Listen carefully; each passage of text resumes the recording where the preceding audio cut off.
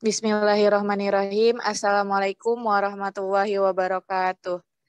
Baiklah, kami dari kelompok 3 akan mempresentasikan materi dinamika dan pengaplikasiannya dalam kehidupan sehari-hari. Pada pekan-pekan sebelumnya, kita sudah mempelajari tentang kinematika, yaitu mempelajari gerak tanpa peduli penyebab geraknya. Nah, pada materi kali ini, yaitu dinamika, kita akan mempelajari gerak dan menganalisis penyebab dari gerak tersebut. Adapun anggota dari kelompok ini yaitu yang pertama ada Ambar Sinta Hapsari NIM 40, Sekar Rahmawati NIM 44, Adinda Firda Lestari NIM 02, dan saya Syarifah Zahra NIM 05. Untuk itu kita akan mengetahui terlebih dahulu apa itu gaya.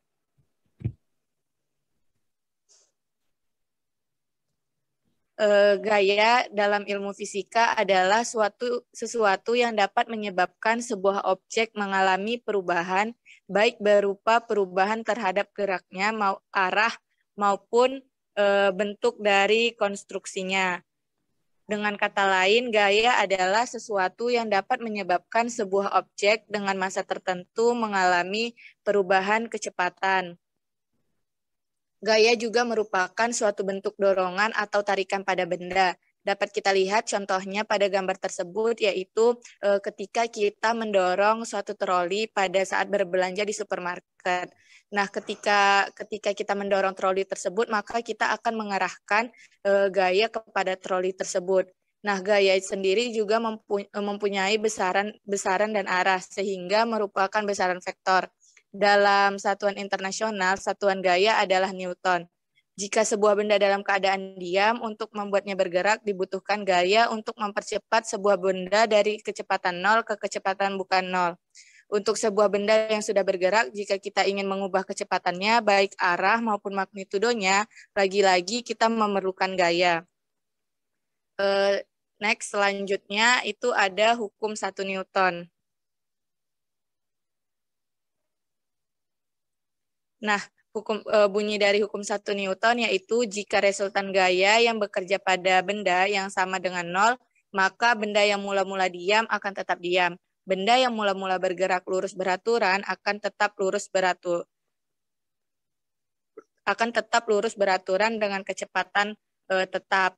Secara matematis dapat kita tuliskan sebagai sigma F sama dengan 0. Hukum pertama Newton ini mendefinisikan adanya sifat kelembaman benda, yaitu keberadaan besaran yang dinamai massa. Karena sifatnya kelembaman, maka benda akan cenderung mempertahankan keadaan geraknya. Keadaan gerak dipresentasikan oleh kecepatan. Jadi, sifat kelembaman mengukur kecenderungan benda mempertahankan kecepatan atau keadaannya. Kecenderungan sebuah benda untuk mempertahankan keadaan diamnya atau kecepatan seragamnya ini kita kenal dengan inersia atau kelembaman. Oleh sebab itu, hukum pertama Newton juga sering disebut dengan hukum kelembaman atau law of inertia. Adapun penerapan hukum pertama Newton ini dalam kehidupan sehari-hari, yaitu yang pertama, ketika kita sedang menaiki transportasi atau bus. Jika bus yang mula-mulanya diam, kemudian secara tiba-tiba bus tersebut bergerak, maka badan kita akan terdorong ke belakang. Akan tetapi jika bus melaju kencang, kemudian direm secara mendadak, maka badan kita akan terdorong ke depan. Peristiwa ini terjadi karena badan kita itu sedang berusaha mempertahankan keadaan awalnya atau diam atau bergerak. Contoh selanjutnya yaitu menarik kertas yang di atasnya ada gelas. Ketika kita menarik sebuah kertas yang berada di atas meja, kemudian di atas kertas tersebut ada gelas, kertas tersebut kita tarik dengan cepat dan lurus, maka gelas tersebut akan tetap dalam keadaan diam. Hal ini pun karena adanya sifat kelembaman atau mempertahankan keadaan semulanya atau keadaan diamnya. Selanjutnya yaitu tentang massa. Massa akan dijelaskan oleh rekan kami yaitu Adinda Firda. Kepada Adinda dipersilahkan. Materi selanjutnya yang berhubungan dengan dinamika yakni adalah massa. Massa adalah ukuran banyaknya materi yang dikandung oleh suatu benda. Atau dalam kata lain, massa adalah ukuran kelembaman atau kemampuan mempertahankan gerak suatu benda. Makin besar massa yang dimiliki suatu benda, maka makin sulit merubah keadaan geraknya atau lebih sulit menggerakkannya dari keadaan diam. Pada gambar yang tertera, terdapat beberapa apel yang kita ukur menggunakan neraca. Ukuran yang tertera pada neraca tersebutlah yang disebut massa. Seringkali dalam kehidupan sehari-hari kita salah menggunakan istilah massa atau berat. Seringkali orang menilai suatu massa itu dengan istilah berat. Padahal massa dan berat ini berbeda. Massa adalah jumlah materi dalam suatu material, sedangkan berat adalah ukuran bagaimana gaya gravitasi bekerja pada massa tersebut. Satuan yang kita gunakan untuk mengukur massa adalah kilogram, sedangkan satuan dari berat yaitu Newton. Selanjutnya yaitu hukum kedua Newton. Hukum kedua Newton ini berbunyi sebagaimana percepatan sebuah benda berbanding lurus dengan gaya total yang bekerja padanya dan berbanding terbalik dengan massanya. Arah percepatan sama dengan arah gaya total yang bekerja padanya. Sehingga dari bunyi hukum kedua Newton tersebut didapat rumus percepatan sama dengan sigma F dikalikan dengan massa. Dari rumus tersebut kita juga dapat mengetahui rumus dari sigma F atau total gaya sama dengan massa dikalikan dengan percepatan. Hukum kedua Newton ini menghubungkan antara deskripsi gerak dengan penyebabnya, yaitu gaya. Hukum ini merupakan hubungan yang paling dasar pada fisika. Dari hukum kedua ini kita dapat membuat definisi yang lebih tepat mengenai gaya sebagai sebuah aksi yang bisa mempercepat sebuah benda. Selanjutnya, yakni aplikasi hukum dua Newton dalam kehidupan sehari-hari. Aplikasi hukum kedua Newton seringkali kita ketemukan dalam kehidupan sehari-hari. Contoh yang paling dekat yaitu mainan kelereng. Pada permainan kelereng terdapat kelereng yang memiliki ukuran atau massa yang berbeda, yaitu kelereng besar dan kelereng kecil. Kelereng yang kecil saat dimainkan akan lebih cepat menggelinding, sedangkan kelereng yang lebih besar relatif lebih lama menggelindingnya. Hal ini disebabkan karena percepatan berbanding terbalik dengan massanya. Jadi, ketika kedua kelereng dengan massa yang berbeda, yakni kecil dan besar, digelindingkan secara bersamaan, maka kelereng yang bermassa kecil akan lebih cepat laju gelindingnya dibandingkan dengan kelereng yang bermassa besar. Selanjutnya, ada hukum ketiga Newton yang akan dijelaskan oleh Kak Amber Sintahapsari. Kepadanya kami persilakan. Oke, baik. Terima kasih. Selanjutnya kita akan membahas mengenai hukum ketiga Newton. Nah, jadi dalam hukum ketiga Newton itu memberikan informasi mengenai sifat gaya. Jadi gaya yang bekerja pada sebuah benda yang berasal dari benda lain yang ada di lingkungannya. Nah, jadi berdasarkan fakta serta eksperimen telah diketahui bahwa ketika sebuah benda memberikan gaya pada benda kedua, maka benda kedua juga akan memberikan gaya pada benda pertama tersebut.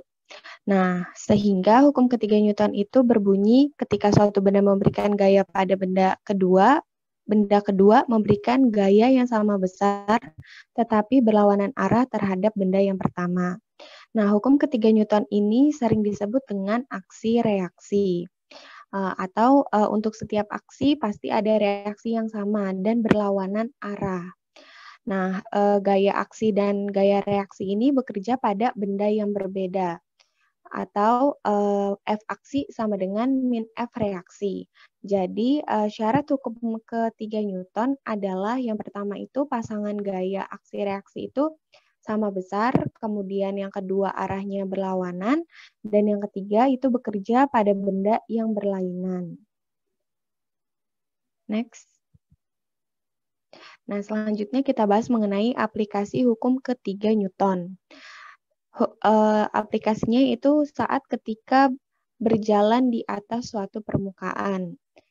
Nah, jadi ketika kita menginjakkan kaki ke suatu permukaan saat berjalan gitu, berarti itu kita sedang memberikan sebuah gaya dorongan terhadap permukaan tersebut. Nah, gaya dari kaki yang menyentuh tanah, yaitu permukaan itu, merupakan gaya aksi. Kemudian sebagai respon dari gaya aksi yang diberikan, maka tanah atau permukaan tersebut memberikan gaya dorong ke kaki yang membuat kaki itu bisa terangkat.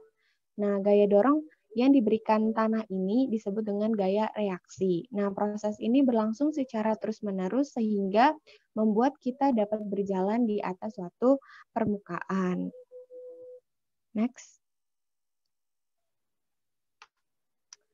Oke, selanjutnya kita bahas mengenai beberapa jenis gaya dalam dinamika partikel. Jadi yang kita bahas ini pertama itu ada gaya berat dan gaya normal. Nah, gaya berat itu dirumuskan dengan W sama dengan M kali G. Semua benda yang berada dekat dengan permukaan bumi itu akan memperoleh suatu percepatan yang sama menuju pusat bumi. Nah, percepatan seperti ini dinamakan sebagai percepatan gravitasi bumi. Dengan demikian, mengingat benda memiliki suatu massa tertentu, maka pada benda yang berada dekat dengan permukaan bumi, maka bekerjalah suatu gaya. Nah, gaya semacam ini disebut dengan gaya berat. Tadi telah disebutkan atau dirumuskan gaya berat itu W dengan satuan Newton, M itu massa benda dengan satuan kilogram, dan G adalah percepatan gravitasi. Nah, kemudian untuk gaya normal. Jadi, gaya normal itu disimbolkan dengan N. Jadi, antara dua permukaan masih slide sebelumnya, nah ya. Jadi pada gaya normal, antara dua permukaan benda yang saling bersentuhan itu akan ada gaya dari permukaan yang satu ke permukaan benda yang kedua ataupun sebaliknya. Nah, arah dari gaya normal ini tegak lurus gitu terhadap permukaan dan membentuk pasangan aksi reaksi dengan gaya berat. Nah, untuk mengetahui besarnya gaya normal, kita dapat mengetahui persamaan-persamaan dari hukum Newton gitu bila besarnya gaya-gaya yang lain itu diketahui. Nah, jadi ada 5 keadaan, kita bisa lihat dari gambar gitu ya. Gambar yang pertama itu rumus untuk gaya normal benda dalam keadaan bidang datar, yaitu persamaannya N sama dengan M dikali G. Kemudian rumus yang kedua yaitu gaya normal benda yang ditekan di bidang datar. Jadi mendapatkan force atau gaya tekanan gitu pada bidang datar, sehingga persamaannya N sama dengan mg ditambah F. Yang ketiga yaitu rumus untuk gaya normal benda yang ditarik miring dengan keadaan di bidang datar, sehingga persamaannya yaitu N sama dengan mg dikurang F sin theta. Nah, kemudian sebaliknya untuk rumus gaya normal benda yang didorong miring di bidang datar N sama dengan mg ditambah F sin theta. Kemudian untuk rumus gaya normal benda pada bidang miring, persamaannya itu N sama dengan mg cos theta. Nah, untuk keterangannya itu N itu gaya normal, satuannya Newton, F itu gaya luar Newton, theta itu sudut kemiringan gaya luar dengan bidang horizontal, M itu massa benda kilogram, dan G itu percepatan gravitasi meter per second kuadrat. Oke, bisa di next. Nah, selanjutnya itu gaya gesek. Jadi, antara dua permukaan benda yang saling bersentuhan akan ada gaya yang mengarah tangensial terhadap permukaan sentuh. Nah, gaya tangensial ini lebih sering dikenal sebagai gaya gesek gitu karena sifatnya yang menghambat gerak dari benda yang bersentuhan. Nah, kemudian dalam gaya gesek ini ada yang namanya itu istilah koefisien. Koefisien kesebandingannya itu disebut dengan koefisien gesekan. Nah, kemudian ada dua jenis koefisien gesekan, yaitu ada koefisien statis sama ada koefisien gesek kinetis. Nah, kalau misalnya koefisien gesekan statis itu terkait dengan benda yang diam, sehingga persamaannya itu Fs sama dengan μs dikali N. Sedangkan untuk koefisien gesek kinetik atau μk itu berkaitan dengan benda yang bergerak, gitu, dirumuskan dengan Fk sama dengan μk dikali dengan N. Nah, contoh untuk gaya gesek itu, contohnya itu mobil, ban mobil yang berjalan, yang bergesekan dengan aspal, kemudian saat kita menulis di papan tulis, yaitu terjadi gesekan antara kapur dengan papan tulis, dan kemudian saat kita menggerakkan meja gitu. Jadi terdapat gesekan antara meja dengan lantai. Oke, next. Nah, gaya yang terakhir itu ada gaya pegas. Jadi sebuah pegas itu ideal bila diregangkan atau ditekan, sehingga akan memberikan gaya yang sebanding dengan besar perubahan panjang pegas. Nah, jadi gaya yang diberikan oleh pegas itu persamaannya itu menjadi F sama dengan minus K dikali delta X. Nah, delta X adalah vektor besar perubahan panjang pegas. Kemudian dan tanda negatif pada persamaan itu menunjukkan arah gayanya yang berlawanan dengan arah perubahan dari panjang pegas. Nah, kebanyakan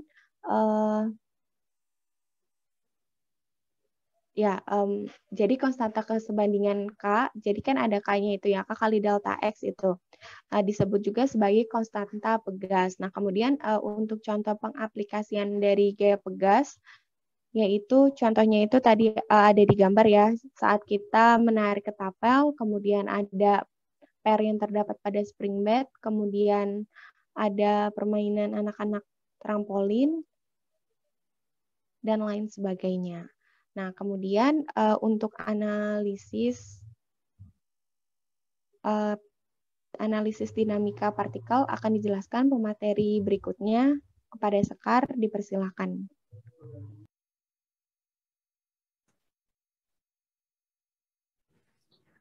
Oke, selanjutnya adalah analisis penerapan konsep dinamika. Nah, contoh yang kami ambil di sini adalah orang di dalam lift. Nah, untuk menjelaskan keadaan atau gaya apa saja yang bekerja, kita membutuhkan free body diagram untuk menunjukkan gaya apa saja yang bekerja pada benda atau pada pembahasan ini adalah elevator. Nah, di sini juga kita menentukan arah dari gaya tersebut. Pada pembahasan kali ini, arah ke atas ditentukan sebagai arah positif dan arah ke bawah ditentukan sebagai arah negatif. Selanjutnya, pada elevator ini, karena hanya bergerak ke atas dan ke bawah, maka gaya yang bekerja adalah gaya normal dan gaya berat. Selain gaya normal dan gaya berat, ada juga gaya tegang tali. Nah, gaya tegang tali terjadi ketika seutas tali dalam keadaan menarik suatu benda. Pada pembahasan ini, massa tali diabaikan, sehingga gaya tarik ke atas hanyalah gaya normal. Jadi di sini resultan gayanya bernilai 0, karena gaya normal dan gaya beratnya ini dapat dikatakan memberikan besarnya sama, tapi berlawanan arah, sehingga resultannya sama dengan 0 gitu. Selanjutnya, nah keadaan yang pertama adalah pada keadaan diam atau bergerak dengan kecepatan konstan. Nah, pada kondisi ini gaya normal mengarah ke atas dan bernilai positif, sementara gaya berat mengarah ke bawah dan bernilai negatif. Pada kondisi ini nilai delta V sama dengan 0, sehingga nilai A juga, nilai percepatan juga bernilai 0. Maka dapat dikatakan besarnya gaya normal sama dengan gaya berat, sehingga resultan gayanya adalah 0.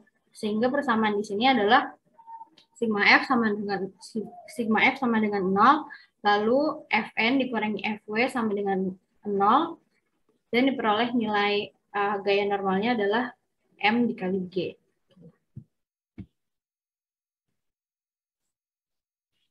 Selanjutnya untuk keadaan bergerak dipercepat ke atas. Nah, pada kondisi ini percepatan searah dengan gaya normal, sehingga bernilai positif, dan hanya gaya berat yang berlawanan dengan gaya normal, sehingga W bernilai negatif. Jika persamaannya disederhanakan, maka diperoleh N sama dengan M dikali G plus A.